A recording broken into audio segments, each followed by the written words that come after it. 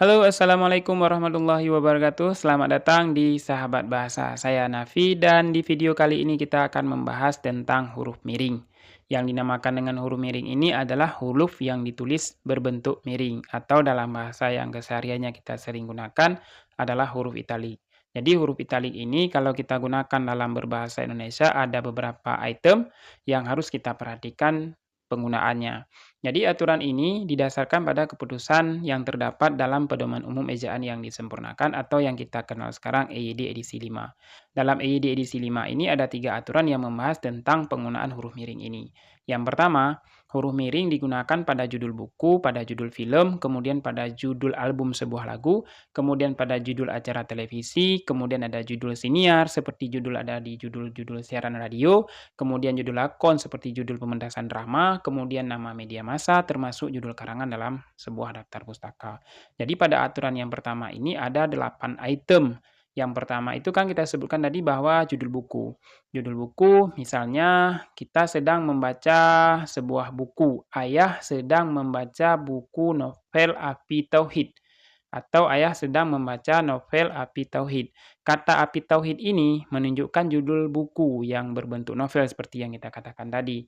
Ketika Api Tauhid ini masuk dalam kalimat yang kita tulis berbahasa Indonesia tadi, itu khusus untuk kata Api Tauhid kita tulis miring. Kenapa? Karena dia masuk kategori judul buku. Yang kedua judul film. Judul film yang kita maksudkan di sini, ayah sedang menonton film Titanic. Nah, kata Titanic ini masuk dari kata judul film. Jadi, khusus untuk kata Titanic ini kita buat miring. Kemudian yang kedua judul album lagu. Yang namanya album lagu itu sebuah kumpulan lagu yang sekurang-kurangnya itu terdiri dari 7 hingga 20 judul lagu. Dari 7 sampai 20 tersebut dia ada satu judul yang mewakili untuk keseluruhan judul. Misalnya judul-judul lagu, yang sering kita temukan dalam kehidupan sehari-hari kita itu, Tak Bisakah misalnya, yang dimiliki oleh grup Peter Pan ya, ataupun Noah yang sekarang kita kenal tuh. Nah, jadi ketika kita menulis kalimat, Tak Bisakah, karena dia mewakili dari judul yang lain, jadi Tak Bisakah ini kan masuk ke kategori judul album lagu. Nah, khusus untuk Tak Bisakah ini kita tulis dengan huruf miring. Kenapa? Karena dia masuk kategori judul album lagu. Kemudian judul acara televisi, misalnya Lintas 6 Siang, sebuah acara di televisi, ayah sedang menonton Lintas 6 Siang. Nah, ini kan judul berita nih, judul berita tapi masuk kategori judul acara televisi. Jadi, yang ini harus kita tulis miring, khusus Lintas 6 Siang ini kita tulis dengan huruf miring.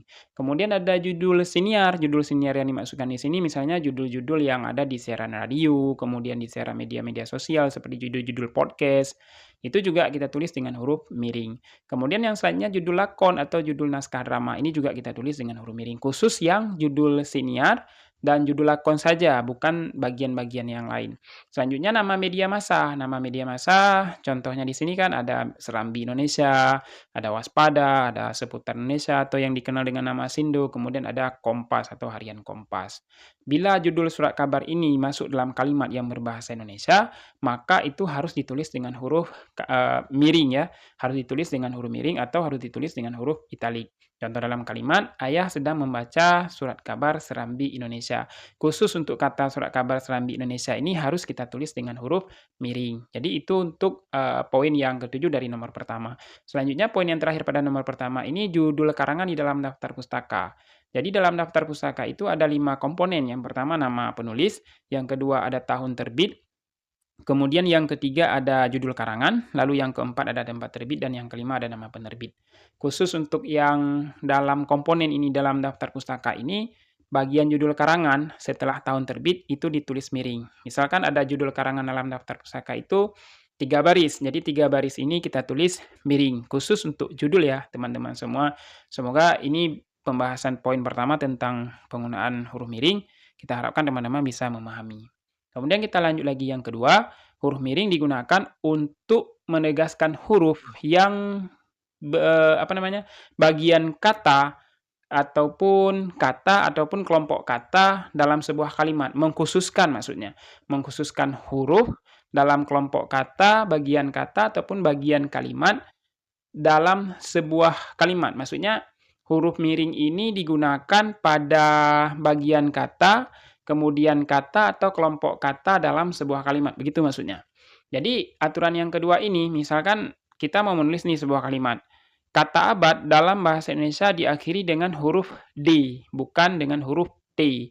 Nah, jadi yang mau kita miringkan ini D. Kenapa D? Karena kita mau memperjelas bahwa huruf tersebut dimiringkan yang D saja. Jadi kita mau memperjelas bahwa huruf terakhir pada kata abad itu diakhiri dengan huruf D, bukan dengan huruf T. Jadi huruf D ini dikhususkan. Kenapa? Karena mau dijelaskan. Jadi ini yang dimaksud dengan aturan yang kedua. Kemudian ada contoh yang lain nih. Kata membunuh diawali oleh awalan mem. Kita mau menjelaskan nih maksud mem ini apa sebenarnya. Jadi mem ini kita miringkan atau kita tulis dengan huruf miring. Jadi ini aturan untuk yang kedua sebagaimana yang terdapat dalam pedoman umum ejaan yang disempurnakan. Selanjutnya, kita lanjut pada aturan yang ketiga, bahwasanya huruf miring itu digunakan pada kata atau ungkapan dalam bahasa asing atau bahasa daerah yang masuk dalam tulisan kita itu berbahasa Indonesia. Jadi di sini ada ungkapan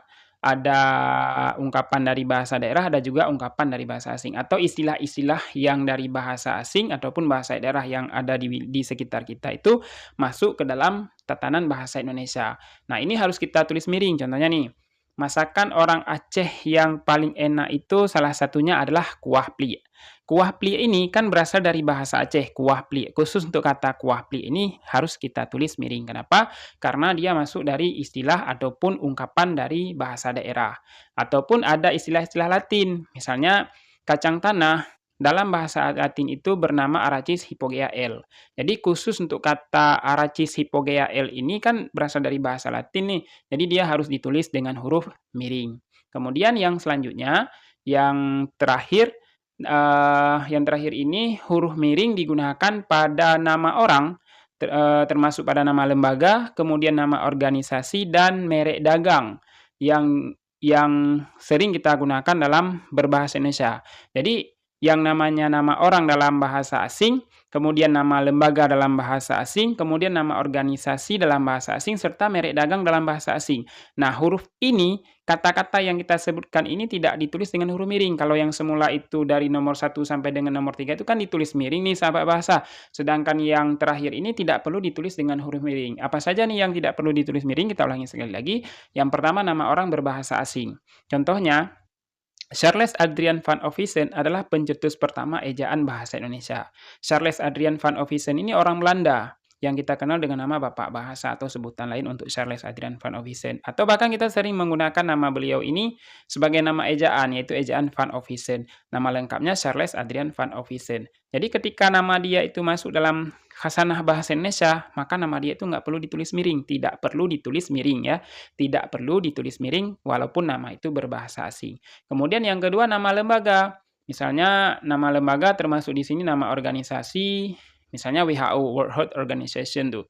Jadi itu kan dalam bahasa asing, jadi dia tidak perlu ditulis dengan huruf miring. Kemudian nama merek dagang, Samsung, Sony, Oppo, dan lain-lain sebagainya itu merek dagang atau merek sebuah produk juga tidak perlu ditulis dengan huruf miring.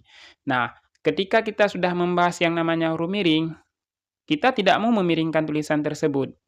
Apakah ada syarat lain yang harus kita penuhi? Jawabannya ada. Teman-teman bisa menulis dalam bentuk garis bawah di bawah tulisan yang wajib dimiringkan tersebut sesuai dengan pedoman umum ejaan yang disempurnakan edisi kelima. Semoga pada pembahasan kali ini dapat memberikan manfaat untuk teman-teman semua. Jika teman-teman belum subscribe, tekan tombol subscribe-nya, tekan like jika video bermanfaat, dan dislike jika video tidak bermanfaat. Sampai jumpa di video selanjutnya.